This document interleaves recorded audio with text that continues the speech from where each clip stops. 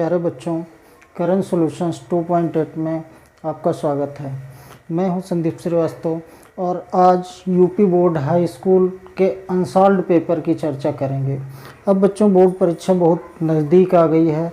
अब इतना समय नहीं बचा है कि हर टॉपिक पढ़ाया जाए। अब यहाँ पर हम कॉन्सेप्ट लेंगे, जो भी उसको क्लियर करते हुए चलेंगे। तो हम कम से कम 2 साल के पहले सेट देख लें, 14 सेट हो जाएंगे 2019 के और 2020 का मिला करके। तो इतनी तैयारी सबसे पहले करना है। फिर समय बचेगा तो 2018 देखेंगे। अब इंग्लिश देखनी है, इंटर की, हाई स्कूल की भी इंग्लिश देखनी है। तो फ़िलहाल हम कोशिश करेंगे कि जहाँ तक जो भी संभव हो पाएगा वो आपके लिए किया जाए। तो समय को बर्बाद न करते हुए सीधे आ जाते हैं अपने टॉपिक पे कि यूपी बोर्ड क्लास 10 का अनसॉल्व्ड सॉल्यूशन है। 2019 का पहला सेट है, कोड है जिसका BJ। अब आप लोग क्या करेंगे कि वीडियो साथ में चलाएंगे, अनसॉल्व्ड अपना खोल के रखेंगे।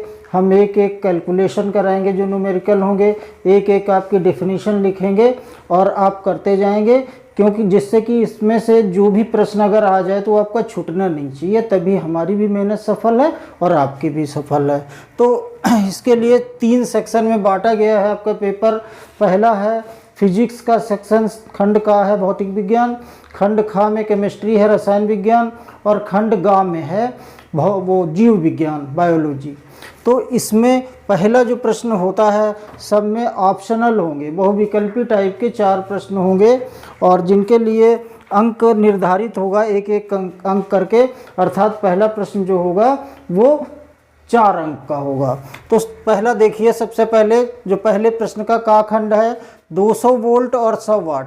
जब भी V और W लिखा होगा तो V का मतलब होगा वोल्ट और W का मतलब होगा वाट। वोल्ट में हम वोल्टेज नापते हैं यानी कि विभवांतर, और वाट में हम नापते हैं शक्ति या सामर्थ्य अर्थात पावर।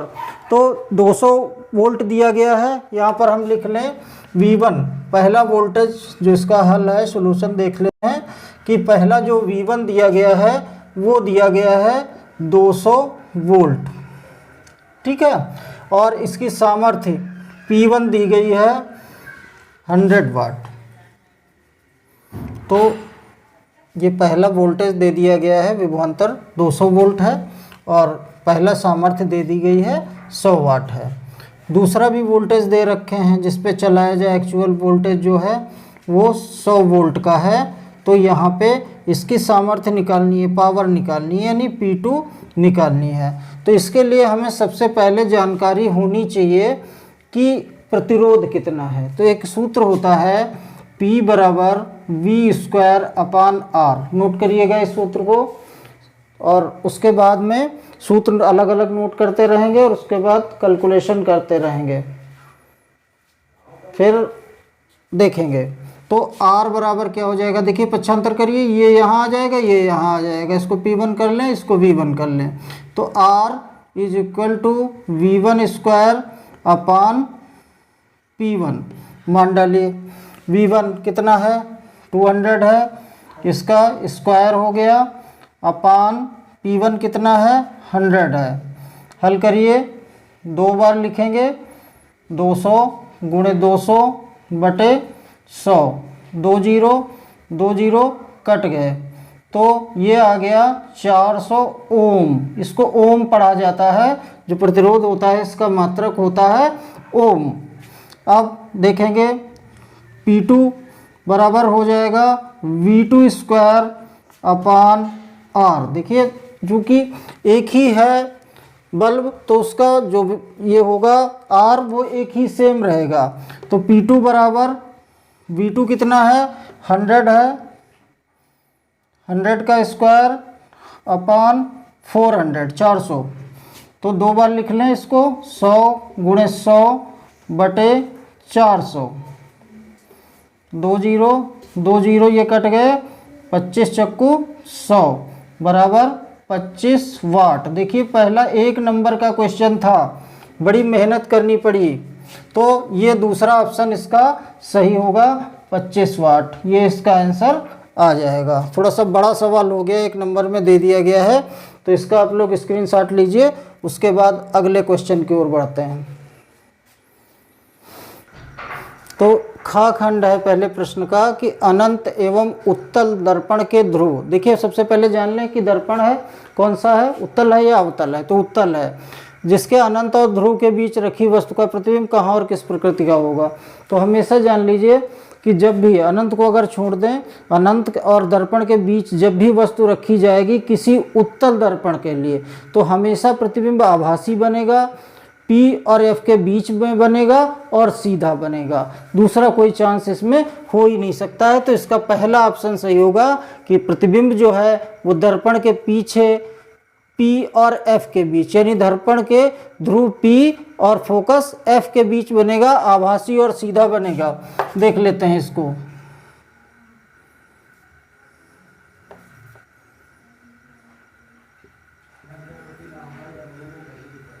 ये है उत्तल दर्पण, इसका P है, यहाँ पे F होगा, यहाँ पे C होगा। ठीक, मान लेते हैं कि ये वस्तु यहाँ पे रखी हुई है AB, तो मुख्य अक्ष के समांतर गई किरण और फोकस से निकलती हुई प्रतीत होगी, यानी इस तरीके से ये इधर जाएगी कि फोकस से निकलती हुई प्रतीत हो।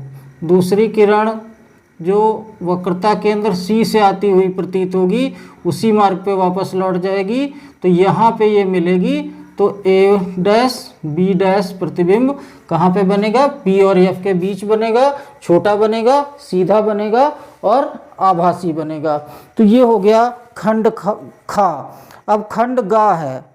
अब देखिए इसके आगे के जो भी क्वेश्चन है वो आपकी स्क्रीन पर आएंगे और उनका सॉल्यूशन हम आपको यहाँ पर देंगे, क्योंकि लिख के काफ़ी टाइम लग रहा है और काफ़ी दिक्कतें आ रही हैं।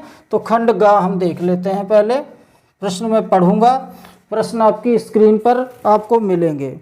तो प्रश्न है, निर्वात में प्रकाश की चाल 3 × 10⁸ मीटर प्रति सेकंड है, तो कांच का अपवर्तनांक दिया है 1.5, इसमें प्रकाश की चाल निकालना है।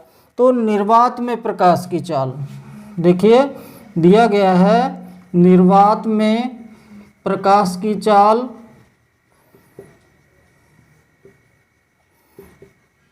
बराबर 3 × 10⁸ मीटर प्रति सेकंड और अपवर्तनांक दिया है n से इसको लिखेंगे 1.5, इसका कोई मात्रक नहीं होता है। तो कांच में प्रकाश की चाल निकालनी है। कांच में प्रकाश की चाल सूत्र बेस पे लगेगी, पूरी फिजिक्स सूत्र पे ही चलेगी। सूत्र नोट कीजिए, n बराबर निर्वात या वायु, अगर कुछ भी दिया है तो उसको ऊपर लिखेंगे। निर्वात में, ये पिछले वीडियो में पढ़ा चुका हूँ, निर्वात में प्रकाश की चाल बटे माध्यम में प्रकाश की चाल। तो माध्यम कौन सा है, कांच है, तो कांच में प्रकाश की चाल। ठीक है, ये हो गया इसका सूत्र। पक्षांतर कीजिए, ये यहाँ आ जाएगा, ये यहाँ चला जाएगा, तो कांच में प्रकाश की चाल हो जाएगी, कांच में प्रकाश की चाल बराबर, निर्वात में मान डालिए 3 × 10⁸ बटे n का मान डालिए 1.5। देखिए दशमलव हटाया, 0 बढ़ गया, 15 × 15, 15 दूनी 30, यानी 2 × 10⁸ मीटर प्रति सेकंड। ऑप्शन कौन सा है, ऑप्शन नंबर यहाँ पे 4 सही है कि 2 × 10⁸ मीटर पर सेकंड। ठीक है, स्क्रीनशॉट लीजिए, आगे देखते हैं। देखिए ये पहले का घा है कि निम्न परिपथ में A तथा B बिंदुओं के बीच का तुल्य प्रतिरोध। तो ये बिंदु A है, ये बिंदु B है, जिसके बीच में 3 प्रतिरोध जुड़े हुए हैं। एक प्रतिरोध ये 1 ओम का है, एक ये 1 ओम का है और एक ये आधे ओम का है। तो प्रतिरोधों को जब भी संयोजित किया जाता है तो इनको 2 ही तरीके से संयोजित किया जा सकता है। जरा टर्म क्लियर करेंगे, उसके बाद सवाल लगाएंगे।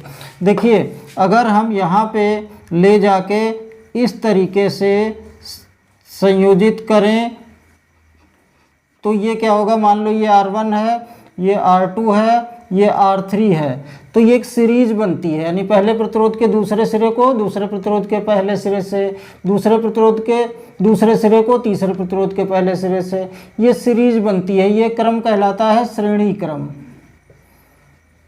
और जहाँ पे इस तरीके से प्रतिरोध जुड़ते हैं, यानी कि इनके तीनों के सिरे एक जगह जुड़ते हैं ऐसे, तो ये होता है समांतर क्रम। यहाँ जितने भी प्रतिरोध होते हैं उनके सबके सिरे एक साथ जुड़े जाते हैं। तो यहाँ से देखिए, अब मान लो यहाँ से धारा चलती तो आधी इधर बढ़ जाती, आधी इधर बढ़ जाती। तो ये जो दो प्रतिरोध हैं 1-1 ओम के, ये समांतर क्रम में हैं। तो पहले हम इनका तुल्य प्रतिरोध निकालें, जो आ जाएगा उसके और इसका श्रेणी क्रम हो जाएगा, तो वो दोनों को हम श्रेणी क्रम में निकाल के जोड़ देंगे, तुल्य प्रतिरोध आ जाएगा।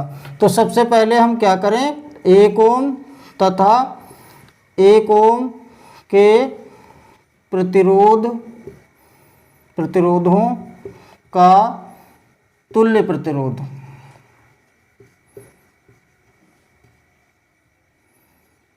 देखिए सूत्र होता है समांतर क्रम में, तो 1/R बराबर 1/R1 प्लस 1/R2,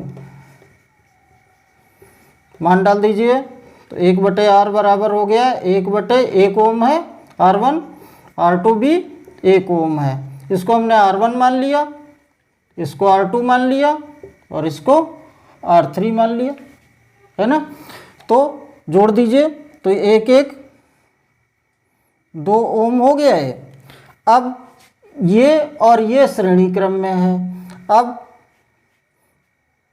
यह तुल्य प्रतिरोध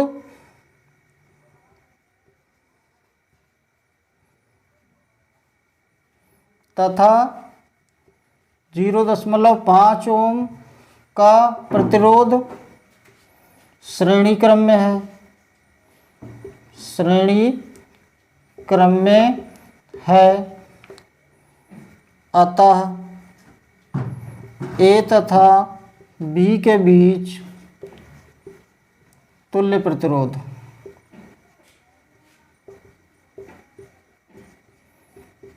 देखिए, इसके लिए होता है R बराबर R1 plus R2 plus R3 जितने भी हों।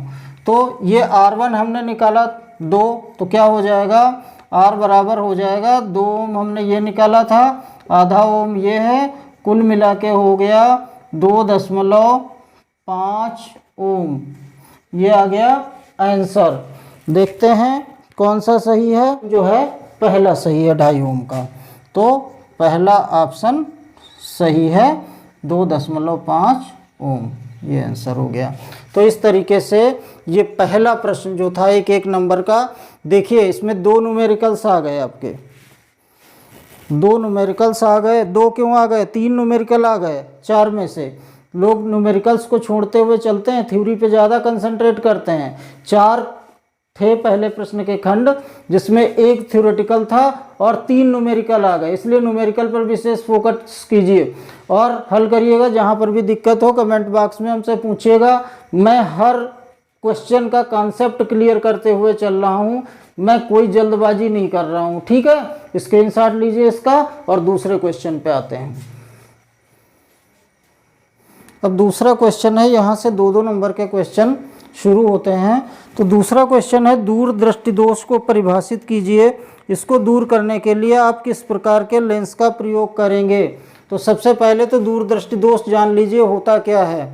देखिए नाम तो है इसका दूरदृष्टि दोष, मगर डेफिनीशन लिखेंगे ध्यान दीजिएगा उल्टा होता है कि जिस प्रकार के दृष्टि दोष में रोगी को दूर की वस्तुएं तो स्पष्ट दिखाई देती हैं, लेकिन पास की वस्तुएं स्पष्ट दिखाई नहीं देती हैं, तो ऐसी स्थिति को हम दूरदृष्टि दोष कहते हैं। जब देखो इसी को लिखेंगे, जब किसी व्यक्ति को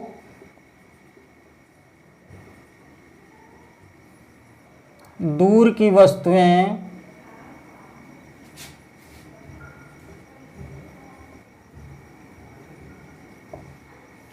तो स्पष्ट दिखाई देती हैं,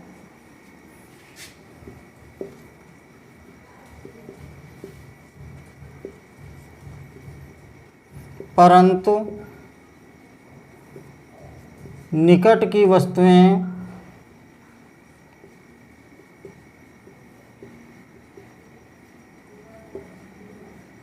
स्पष्ट दिखाई नहीं देती हैं।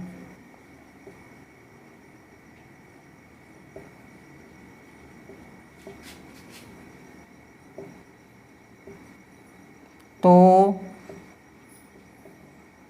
इस दोष को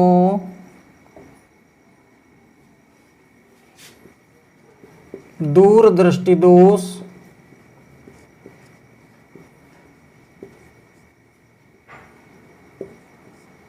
कहते हैं।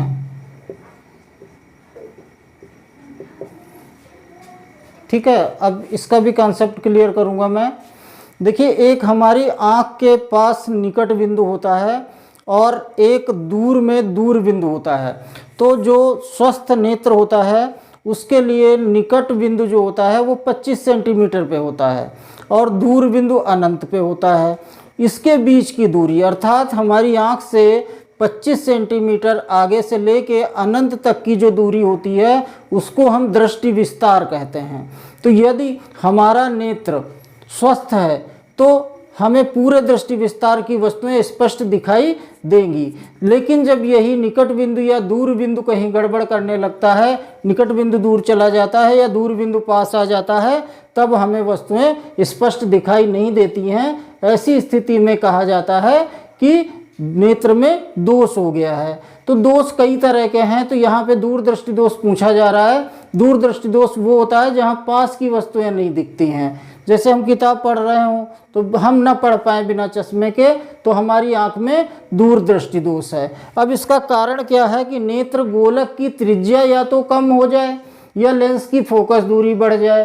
तो प्रतिबिंब जो होता है वो हमारी आँख के पीछे जो पर्दा होता है जिसको हम रेटिना बोलते हैं उस पे बनना चाहिए। मगर जब दूरदृष्टि दोष किसी को हो जाता है तो प्रतिबिंब रेटिना पर न बन करके रेटिना के पीछे बनने लगता है। इस स्थिति में इसके निवारण के लिए रोगी को क्या किया जाता है? उत्तल लेंस का चश्मा पहनाया जाता है। ठीक है, इस दृष्टि दोष के निवारण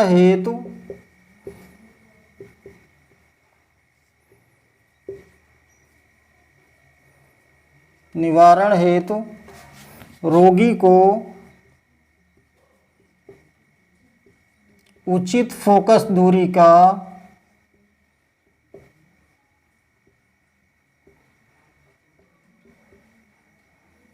उत्तल लेंस, ध्यान रखिएगा, उत्तल लेंस का चश्मा पहनाया जाता है। और अगर निकट दृष्टि दोष होता तो फिर अवतल लेंस का चश्मा पहनाया जाता। अब अगर इसका कारण भी लिखने को होता तो इसका कारण अभी मैं बता चुका हूँ, या तो नेत्र गोलक का चपटा हो जाना है या लेंस की फोकस दूरी का बढ़ जाना है। तो इस तरीके से ये जो का खंड है 2 नंबर में है ये आपका कंप्लीट हो गया। खा खंड है कि स्वच्छ आकाश का रंग नीला क्यों होता है? तो प्रकाश के प्रकीर्णन के कारण ऐसा होता है। इस बार प्रकाश का प्रकीर्णन है नहीं आपके कोर्स में, फिर भी मैं बता दे रहा हूँ। खा खंड है स्वच्छ आकाश का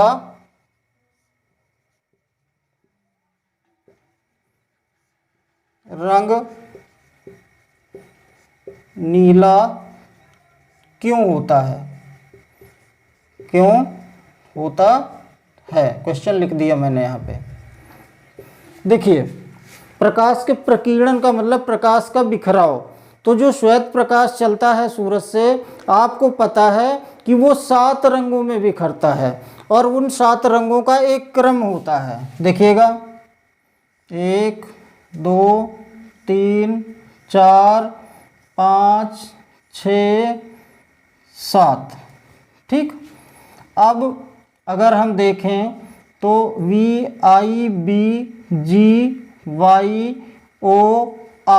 ये क्रम है, इसको विबग्योर बोला जाता है। विबग्योर, इसको मैं पूरा नाम लिख दे रहा हूँ। R से red, orange, yellow, green, blue, indigo, violet.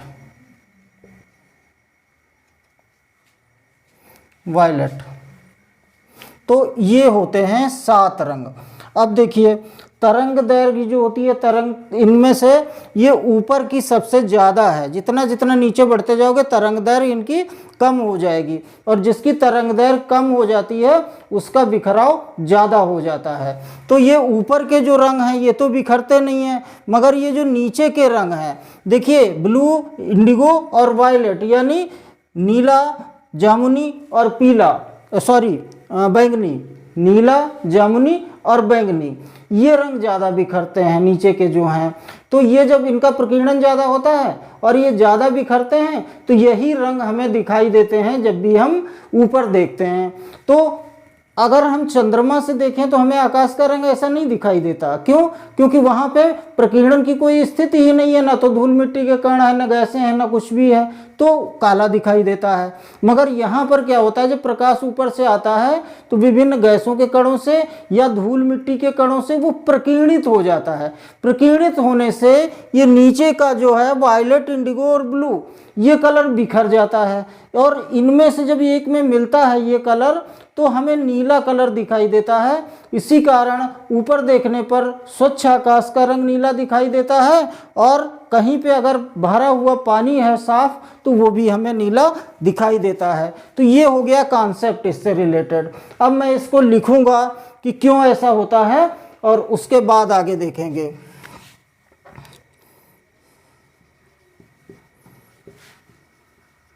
जब सूर्य का प्रकाश हमारे वायुमंडल से होकर गुजरता है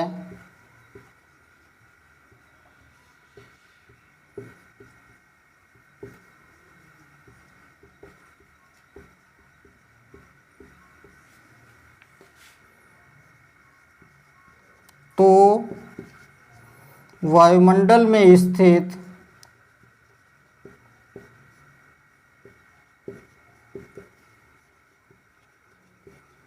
धूल, मिट्टी, गैस आदि के कणों से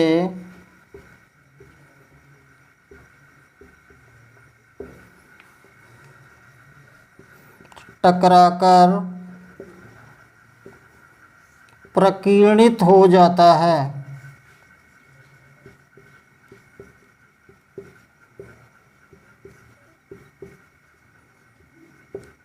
सबसे कम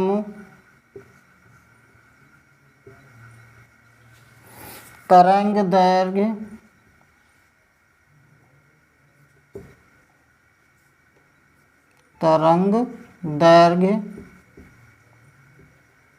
वाले रंग बैंगनी, नीला, जामुनी, 3 रंग हैं,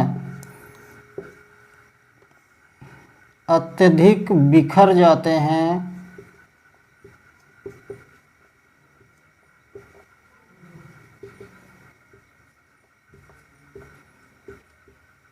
इनमें चूंकि नीला रंग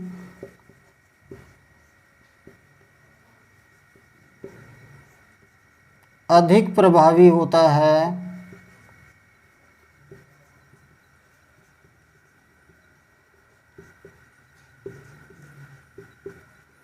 अतः आकाश हमें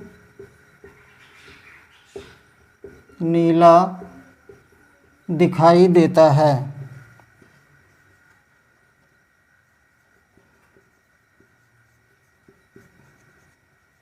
तो ये का और खा हो गए 2-2 नंबर के क्वेश्चन। इनका स्क्रीनशॉट आप लोग लीजिए और उसके बाद गा और घा देखते हैं। देखिए अब दूसरे क्वेश्चन का गा खंड है। न्यूमेरिकल फिर से आ गया एक न्यूमेरिकल, बहुत सारे इस सेट में पूछे गए हैं, इसलिए न्यूमेरिकल पर विशेष फोकस कीजिए। 1.5 वोल्ट के एक सेल का आंतरिक प्रतिरोध 0.5 ओम है। पहले देख लीजिए लिखा दिया क्या क्या गया है। तो वोल्टेज दिया गया है V is equal to 1.5 volt, 1.5 volt का दिया गया है वोल्टेज। प्रतिरोध दिया गया है आधे ओम का। देखिए बहुत छोटा सा है न्यूमेरिकल और 2 नंबर में है। ध्यान दीजिएगा, धारा का मान पूछ रहा है कि इस सेल द्वारा प्राप्त अधिकतम धारा का मान क्या होगा। धारा होती है I का मान पूछ रहा है। सूत्र ओम के नियम से लगाइए। ओम के नियम से अब देखिए ओम का नियम क्या है, इसका भी कॉन्सेप्ट क्लियर करता हूं। यदि किसी चालक की भौतिक अवस्थाएं विशेषकर ताप में परिवर्तन न किया जाए तो उसके सिरों के बीच का विभवांतर उस चालक में प्रवाहित धारा के अनुक्रमानुपाती होता है। ये ओम का नियम होता है।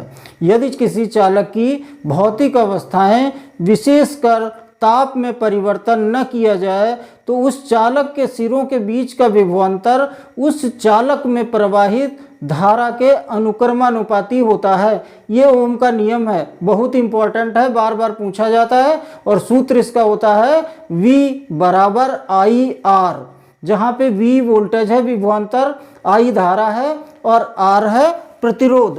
तो देखिए V भी दिया है, R भी दिया है, I निकालना है। सूत्र लिखिए V बराबर IR, R को V की तरफ भेजेंगे तो I बराबर क्या हो जाएगा V बटे R। V का मान 1.5, इधर 0.5, एक दर्जा दशमलव हटा दिया, 5 एकम 5, 5 तियां 15 बराबर आ गया 3 एम्पियर। धारा का मात्रक एम्पियर। बड़ा आसान, बड़ा छोटा सा न्यूमेरिकल और 2 नंबर का न्यूमेरिकल। ठीक है, नोट करिए इसको। तो इस तरीके से दूसरा क्वेश्चन जो है वो भी कंप्लीट हो गया। उसके तीनों खंड इसके कंप्लीट हो गए। स्क्रीनशॉट लीजिए इसका और फिर 3 नंबर क्वेश्चन पे आते हैं। तो बच्चों अब यहाँ से 4 नंबर के क्वेश्चन स्टार्ट होते हैं। शुरुआत में जो हमने किए वो 1 नंबर के थे, जो वो विकल्पी थे, पहला प्रश्न। दूसरे प्रश्न में जो 3 खंड आए वो 2 नंबर के थे और तीसरा प्रश्न जो हम करेंगे वो 4 नंबर के होंगे और इसमें कहीं कहीं पे ऑप्शन भी मिलेंगे। तो क्वेश्चन में पढ़ देता हूँ एक बार, आपकी स्क्रीन पे मिलेगा, देखेंगे आप लोग।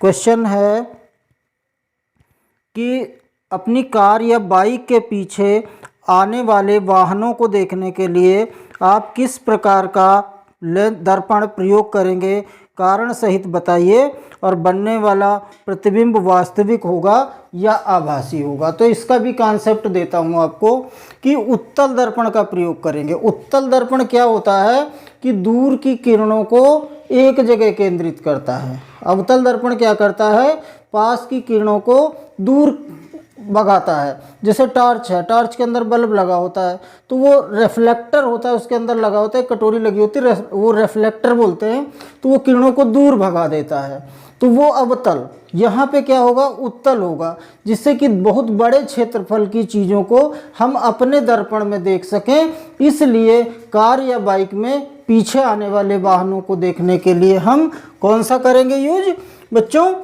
हम उत्तल दर्पण का यूज करेंगे।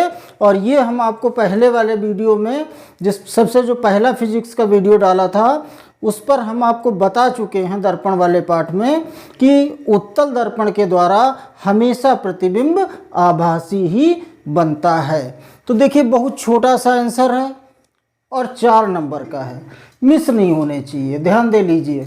ठीक है। अगला क्वेश्चन जो है वो इसके अथवा में है, इसके अथवा में है दूसरा क्वेश्चन, उसको देखेंगे हम लोग। अथवा में क्या है कि एक 5 सेंटीमीटर लंबी वस्तु 10 सेंटीमीटर फोकस दूरी के उत्तल लेंस के मुख्य अक्ष के लंबवत 20 सेंटीमीटर दूरी पर रखी है। प्रतिबिंब की प्रकृति, स्थिति और आकार बताना है। तो सबसे पहले देखें, वस्तु की लंबाई दी गई है। जो चीज़ें दी होती हैं वो लिख लेते हैं। वस्तु की लंबाई को हम ओ से लिखते हैं, तो ये है ओ है दिया गया 5 सेंटीमीटर। उसके बाद में है 10 सेंटीमीटर फोकस दूरी का उत्तल लेंस। तो उत्तल है तो पॉजिटिव होगा, यानी F बराबर प्लस का होगा 10 सेंटीमीटर, ठीक है, दूरी पर रखी हुई है और 20 सेंटीमीटर की दूरी पे है। तो U का मान हमेशा निगेटिव होता है, ये हम आपको पहले ही बता चुके हैं। V निकालना है भैया, कौन सी कठिन बात है, हाँ। तो सबसे पहले और आकार भी निकालना है प्रतिबिंब का, यानी I भी निकालना है, ठीक। तो ये चीज़ें दी गई हैं, अब हम इनको हल करेंगे।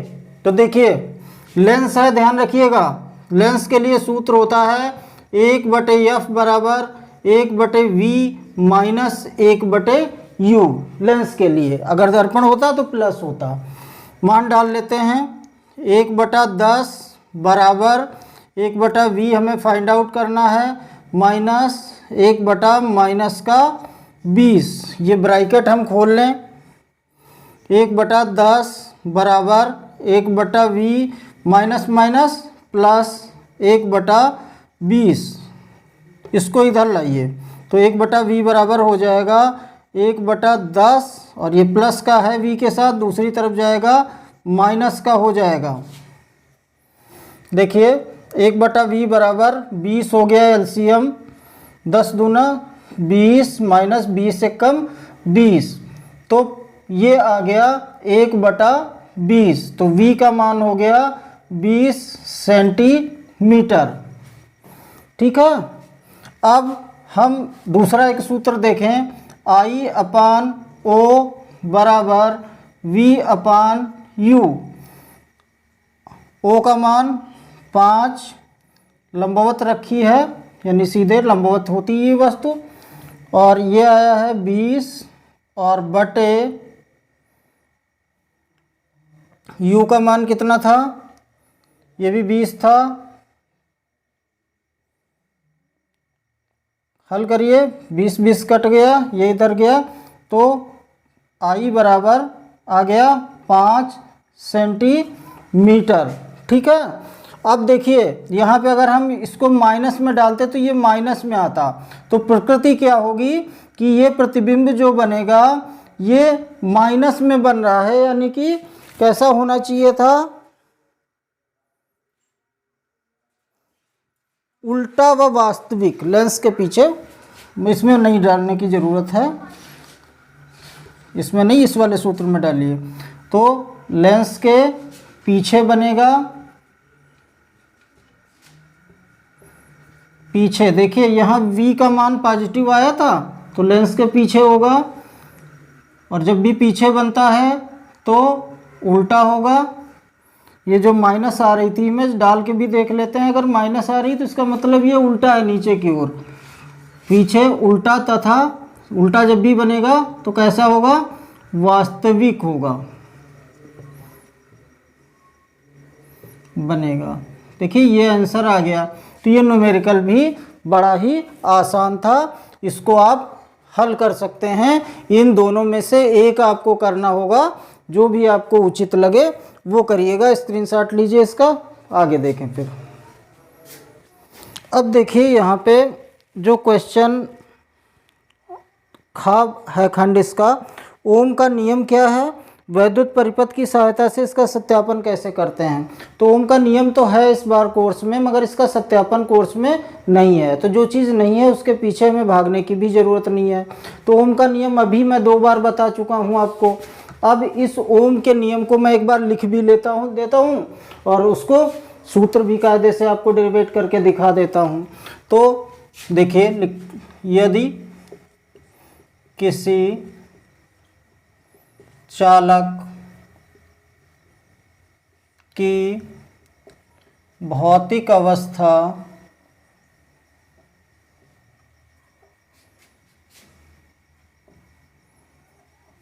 विशेषतः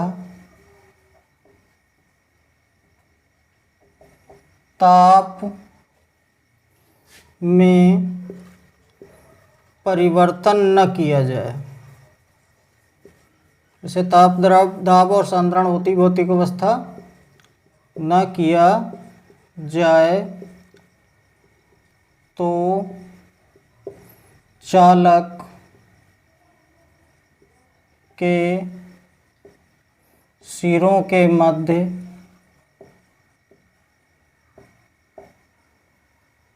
विभवांतर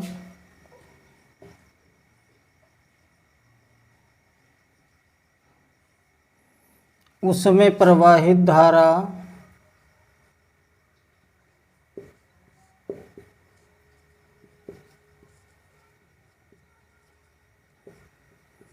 के अनुक्रमानुपाती होता है।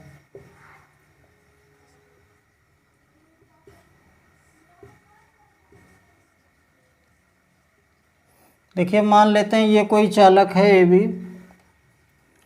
इसमें आई धारा प्रवाहित हो रही है, इसके सिरों के बीच का जो विभवांतर है वो V है। तो ओम के नियम के अनुसार क्या होगा, V जो है वो समानुपाती है प्रवाहित धारा के। और जब कभी भी हम इस प्रोपोर्शनल के चिन्ह को, समानुपाती के चिन्ह को हटाते हैं और यहाँ बराबर का लाते हैं निशान, तो एक आ जाता है नियतांक। तो यहाँ पे R नियतांक आ गया, इसको थोड़ा सीधा कर लेंगे, V बराबर I R, जहाँ R एक नियतांक है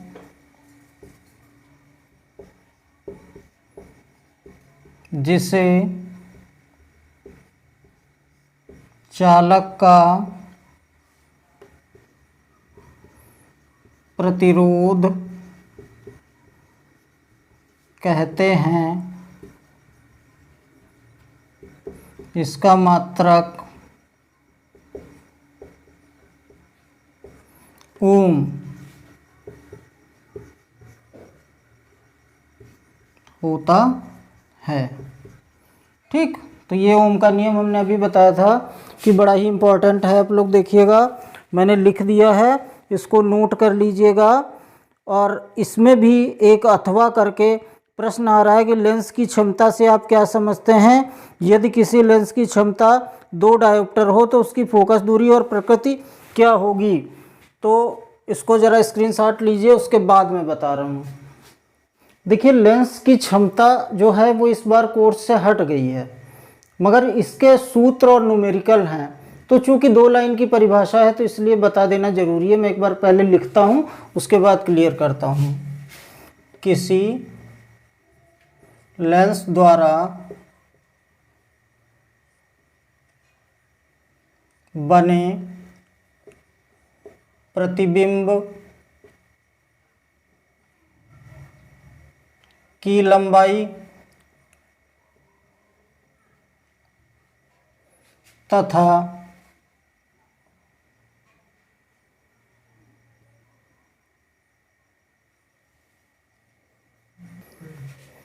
किसी लेंस की फोकस दूरी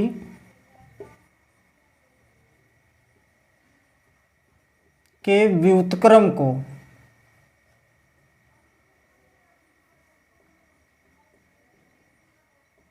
उस लेंस की क्षमता कहते हैं। वो छोटी सी परिभाषा है, क्षमता कहते हैं। किसी भी लेंस की फोकस दूरी को, उसके व्युत्क्रम को उस लेंस की क्षमता कहते हैं। इसे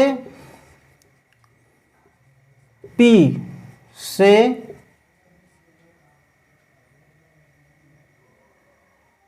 प्रदर्शित किया जाता है।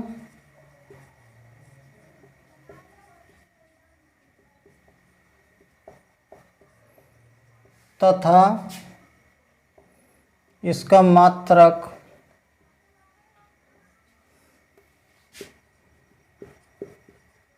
डायोप्टर, ध्यान रखिएगा, डायोप्टर होता है। देखिए सूत्र निकालें इससे। यदि किसी लेंस की फोकस दूरी f हो तो लेंस की क्षमता P बराबर, देखिए 1/f, कब? जबकि फोकस दूरी मीटर में हो। ठीक, एक सूत्र तो ये हो गया। और जब फोकस दूरी सेंटीमीटर में हो तो 1 मीटर में कितने सेंटीमीटर हो जाएंगे? 100। तो 100/f, ये जब सेंटीमीटर में हो तो सूत्र ये हो जाएगा, P बराबर 100/f डायोप्टर। अब इसके साथ ही एक न्यूमेरिकल भी लगा हुआ है। देखिए फोकस दूरी का व्युत्क्रम हो गया उल्टा, यानी फोकस दूरी ज़्यादा होगी क्षमता कम होगी, फोकस दूरी कम होगी क्षमता ज़्यादा होगी। ठीक, अब इसी के साथ एक न्यूमेरिकल भी लगा हुआ है, वो भी हम लोग देख लेते हैं। न्यूमेरिकल है कि यदि किसी लेंस की क्षमता -2 डायोप्टर हो तो फोकस दूरी और प्रकृति बताइए। तो लेंस की क्षमता P बराबर दिया गया है -2 डायोप्टर, तो F निकालना है, सीधी सी बात है। तो P बराबर सेंटीमीटर में निकालिए 100/f, पक्षांतर करिए, F बराबर अपान P का P हो गया बराबर 100/-2। देखिए काट दीजिए तो फोकस दूरी आ जाएगी F बराबर -50 सेंटीमीटर। और जब भी फोकस दूरी माइनस में आएगी तो लेंस कैसा होगा? अवतल होगा। लेंस हो या दर्पण, फोकस दूरी जब भी आएगी तो लेंस या दर्पण जो कुछ भी हो वो कैसा होगा? अवतल होगा। और जो प्लस में आएगी तो वो उत्तल होगा। तो इस तरीके से 4 नंबर के क्वेश्चन भी समाप्त हो गए आपके। अब बचते हैं 7 नंबर के क्वेश्चन, तो वो थोड़ा सा बड़े क्वेश्चन होंगे, उनको अब हम अगले वीडियो में करेंगे। और उन क्वेश्चन को 2 क्वेश्चन ही हैं, ज़्यादा नहीं है, और लंबी थ्योरी उसमें लिखानी होगी और वीडियो थोड़ा ज़्यादा बड़ा हो रहा है, तो इसलिए इस वीडियो को यहीं पे विराम देंगे और अगले 2 क्वेश्चन लगवा के और सेक्शन खा यानी अपनी केमिस्ट्री की तरफ अगले वीडियो में बढ़ते हैं। तो जल्दी ही आगे मिलते हैं बच्चों, तब तक के लिए धन्यवाद।